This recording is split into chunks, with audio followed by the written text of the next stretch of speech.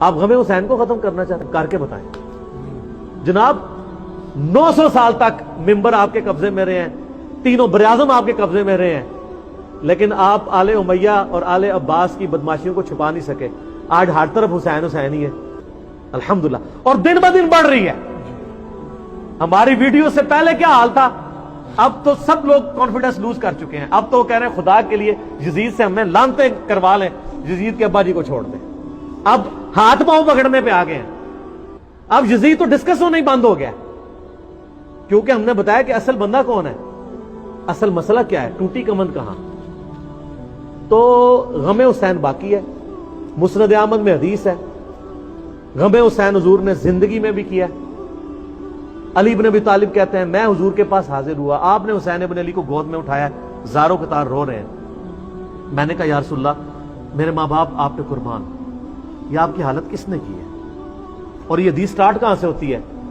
مولا علی جو ہیں وہ جنگ نہروان کے لیے جا رہے ہوتے ہیں، نینوا نامی جگہ پہ، صحیح حدیث ہے مسند احمد کی۔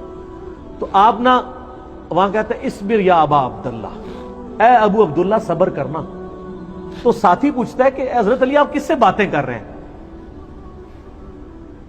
تو حضرت علی حضرت حسین سے باتیں کر رہے ہوتے ہیں، حالانکہ حسین ساتھ نہیں تھے، لیکن ایک نعرے کے طور پہ کہ میرے بچے صبر کرنا۔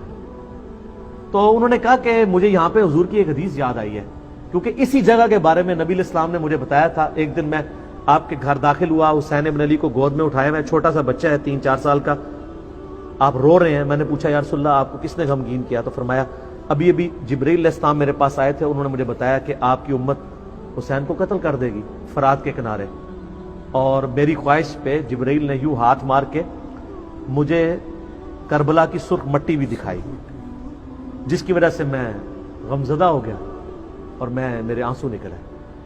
ابھی واقعہ ہوا نہیں ہے، واقعہ ہونا ہے 50 سال بعد، غم حسین پہلے ہے۔ اور واقعے کے وقت کیا ہوا ہے وہ مسند احمد میں متواتر حدیث ہے، ابن عباس کے 8 شاگردوں نے یہ روایت کی ہے، شیخ البانی، شیخ زبیلی زئی دونوں نے صحیح کہا ہے، اہل حدیث بھی صحیح مانتے ہیں۔ اور یہ وہ حدیث ہے جس کی وجہ سے میں نے یہ فکر حسین اور غدیر خم کے اوپر آواز بلند کی۔ وہ حدیث کیا ہے؟